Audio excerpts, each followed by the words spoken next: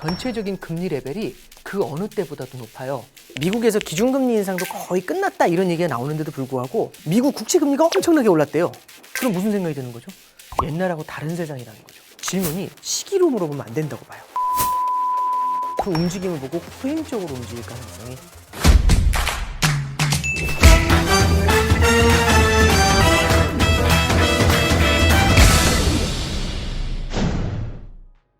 안녕하십니까. 쩐에 관한 모든 썰, 쩐썰의 오건영의 오건영입니다. 오늘도 우리 쩐썰 클래스에 오신 여러분들 환영합니다.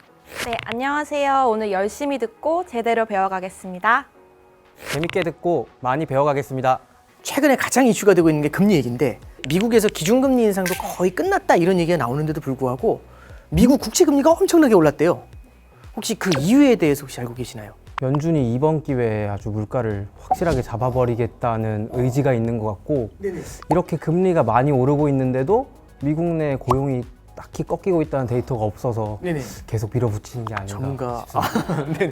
예, 한 말씀 해주시죠. 그 미국의 국채 발행량이 계속 증가할 거라는 우려가 좀 시장에 반영이 되고 있는 게 아닌가. 한 분씩 여기 서서 여기 서서 하시는 게 좋을 것 같은데요.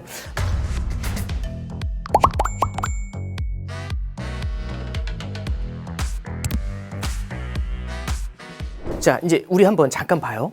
지금 질문은 사실 거의 다 정답을 말씀해 주셨는데 가장 핵심은 기준금리를 올리지 않는데도 시장금리가 올라간 거거든요. 기준금리가 뭐고 시장금리가 뭔지부터 잠깐 시작을 해야 돼요. 미국 기준금리만 딱 보면 미국이 연준이라는 중앙은행 밑에서 시중은행들이 있거든요. 시중은행들이 중앙은행에서 대출을 받는 금리예요. 근데 이 대출이 하루짜리거든요. 시중은행들이 중앙은행에서 하루짜리 대출을 받아요. 거기에 적용되는 금리가 기준금리라는 겁니다. 하루짜리 대출 받아보신 분 없죠? 그쵸? 중앙은행에서 대출 받아보신 적 없죠? 한국은행에서 대출 받아보신 적 있으세요? 절대 없죠. 그죠? 이거는 사실 일반 사람들한테 있어서는, 일반 기업에 있어서는 그림의 떡이에요. 이 기준금리라는 거는 중앙은행과 시중은행 간의 얘기일 뿐이에요. 그러면 이 기준금리하고 시중금리가 영향을 서로 주긴 하지만 서로 다른 거거든요. 자, 그러면 시중금리에는 뭐가 있냐면 이 다양한 금리가 있습니다. 단기금리가 있고 장기금리가 있어요. 미국 금리도 보시면 2년짜리 금리가 대표고 단기금리에 10년짜리 금리가 장기금리의 대표예요. 미국의 기준금리는 단기금리라고 했죠. 그러면 이게 하루짜리 금리라고 해볼게요.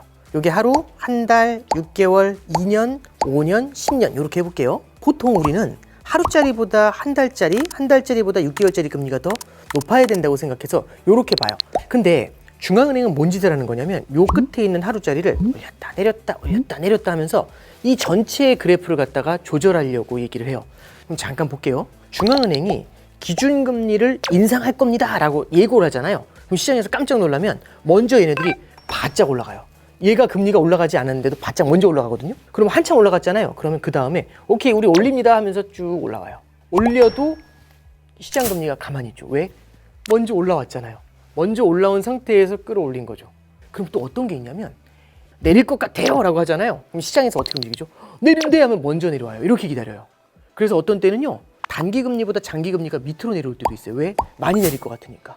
그러면 이렇게 내려와 있죠. 그 다음에 기준금리를 인하해요. 그럼 인하해도 기준금리를 낮춰도 시장금리가 반응을 안 해요. 왜? 먼저 내려왔거든요. 그래서 시장이 먼저 움직이고 반응하는 경우가 정말 많아요. 이 그래프를 한번 잠깐 볼게요. 여기 요 까만색 선이 뭐냐면 미국의 기준금리예요. 파란색 선이 10년짜리 금리고 빨간색 선이 2년짜리 금리인데 미국의 기준금리를 올릴 것 같으면 올리기 전부터 이미 금리가 이렇게 올라와요. 그리고 또 하나는 미국의 기준금리를 내리는 게 이때부터 내렸죠. 그죠? 이때부터 내리는데 이미 여기서부터 내릴 것 같아 이렇게 내려와요. 그래서 먼저 액션을 해요. 자, 하나만 더 진짜 신기한 장면 하나 보여드릴게요. 마지막에 금리를 올리고 있죠. 기준금리를 올렸죠. 그런데 너네 얼마 안 있어서 내릴 것 같은데? 라고 하잖아요. 그럼 기준금리를 올려도 시장금리가 우와 하고 내려오기 시작을 해요. 미리 알고서. 자, 그래서 볼게요. 요게 22년도 3월 달부터 미국이 금리를 올리기 시작했어요. 우 하고 올리기 시작을 했죠. 자, 여기 올리기 전부터 시장금리가 우 하면서 올라오면서 반응했죠. 요쯤 올라왔어요. 요쯤 올라왔는데 기준금리를 올리고 있죠. 그죠? 근데 거의 다 온 거 아니야? 이런 생각이 든 거예요. 그럼 어떻게 할까요? 시장금리가 우와 하면서 먼저 내려와요. 근데 여기서 아까 전에 말씀하신 그 얘기가 나오는 거예요. 첫째는 물가가 잘 안 잡히네. 그럼 우리는 금리 내릴 줄 알고 미리 내려왔는데 쫙 내려왔는데 아니래 하면 어떻게 되죠? 깜짝 놀라서 돌아와죠. 그래서 아니래 하면서 깜짝 놀라서 돌아 올리는 거죠. 그 다음에 두 번째는 말씀하셨던 것처럼 지금 전체적인 금리 레벨이 그 어느 때보다도 높아요. 그 얘기는 뭐냐면 지금 발행하는 국채에는 이자를 많이 줘야 돼요. 그럼 미국이 빚이 많잖아요. 그럼 이자에 이자를 내야 돼요. 그렇죠? 그럼 새로 채권을 발행해요. 이자 갚기 위해서 새로 채권을 발행해요. 그럼 이 빚더미가 점점 더 빠르게 늘어나는 문제가 생겨나겠죠. 그럼 아까 말씀드렸던 것처럼 재정 적자에 대한 이슈가 되게 커지게 되는 겁니다. 근데 지금 수준으로 금리가 상당히 높은 것 같은데 맞아요. 여기서 금리를 더 올리거나 예. 뭐 이 현재 금리를 유지하는 게 가능할까요? 말씀하신 게 맞아요. 여태까지 못 본 금리잖아요. 예전에는 2018년도에 금리 고점이 2.5였는데 지금 벌써 5.5까지 와 있어요. 이게 너무 높잖아요. 그래서 다들 얘기하시는 게 그거죠. 금리 이거 더 못 올려요. 왜요? 너무 높잖아요.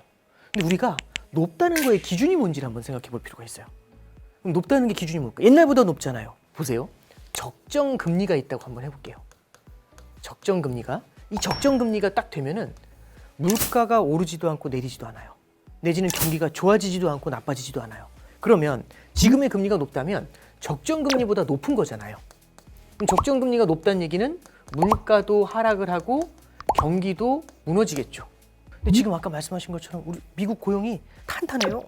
미국 경기가 좋고 미국 물가가 잘 안 내려와요. 그러면 높은 건가요? 높다면 이게 내려와야 된다니까요. 안 내려오잖아요. 그럼 무슨 생각이 드는 거죠? 옛날하고 다른 세상이라는 거죠. 그래서 우리는 더 올릴 수도 있거나 혹은 현재의 금리를 오래 유지할 수도 있죠. 이런 얘기를 하는 거예요. 그래서 높은 금리를 하이어를 보다 높은 금리를 for 뭐뭐 동안 이런 얘기죠. 롱거 길게 가져갈 수 있어요. 보다 높은 금리를 오랫동안 보다 오랫동안 가져갈 수 있어요. 이제 이런 얘기를 하고 있는 겁니다. 일각에서는 내년도 중반이면 미국도 금리 인하를 할 거라는 이야기도 있던데 네네. 부장님께서도 그렇게 보고 계시는지 궁금합니다. 그 전망은 그 시장 참여자들이 봤을 때 이 정도면 낮춰줘야 되지 않을까라고 해서 내년도 7월 정도나 내년도 6월 정도 금리 인하 전망이 조금씩 힘을 얻고 있어요. 근데 잠깐 말씀드리면 올해 초만 해도요. 올해 9월부터 금리 인하할 거라는 전망이 되게 많았거든요. 현실화되지 않았죠. 그거는 시장 참여자들의 기대일 뿐이에요. 저는 이게 질문이 시기로 물어보면 안 된다고 봐요. 예를 들어서 우리가 학교에 있는 선생님들이에요. 근데 제가 저희 반을 엄청 세게 혼내고 있는 거예요. 벌써 한 달째. 그랬더니 이제 옆에 선생님이에요. 아니, 오 선생님 언제까지 이렇게 혼낼 거예요, 애들을? 그럼 제가 이제 답을 해요. 1번 10월 31일까지요. 2번 11월 30일까지요. 3번 12월 31일까지요. 4번 정신 차릴 때까지요. 어느 게 답이죠? 정신 차릴 때까지. 날짜로 물어보면 안 되죠. 무슨 얘기냐면 결국에는 물가하고 성장이 둔화되어야 이걸 뚜렷하게 데이터로 확인을 해야 그래야 연준도 기준금리를 인하할 수 있어요. 그래서 미국 연준에서 총재 같은 사람들이 나와서 얘기를 해도 항상 뭐라고 하냐면 언제 금리 내려야 했더니 데이터 보고서 결정하겠습니다. 이렇게 얘기를 해요. 아, 그것도 모르냐고. 그 얘기는 뭐냐면 애들이 언제 정신을 차릴지 선생님이 예측을 한 거예요. 얘네들은 12월 21일쯤이면 정신 차릴 것 같아. 이런 게 넌센스죠. 그러지 않을까요? 그래서 데이터를 보고서 그 움직임을 보고 후행적으로 움직일 가능성이 조금은 더 높다고 생각을 합니다. 최근에 이제 금리 이슈에 대해서 한번 좀 다뤄봤는데요. 오늘 클래스 좀 도움이 되셨나요? 네. 많이 도움됐습니다. 네, 알겠습니다. 이상으로 쩐썰의 클래스 마치겠습니다. 감사합니다.